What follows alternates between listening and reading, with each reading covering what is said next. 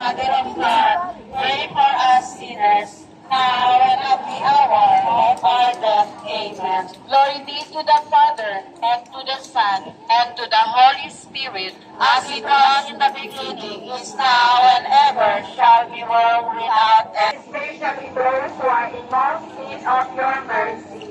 Mother Mary, Virgin of the Pillar, we beg you, bring peace to our land, to our homes, to our families, and to the whole world.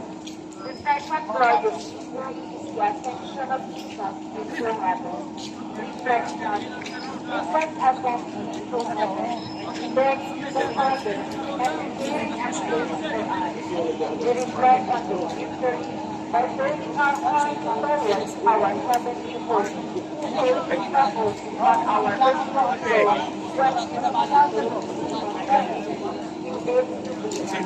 Memory Our Lady of Fatima, guide our soul as we journey towards heaven.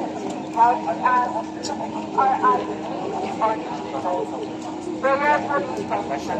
Let us pray to God. Nuestra Señora la Virgen del Pilar, that we may journey together in faith and in witness of God's love, Lord, and peace. We pray for the strength to live as Christian disciples, guiding Christ's presence. Our Father, who art in heaven, hallowed be thy name.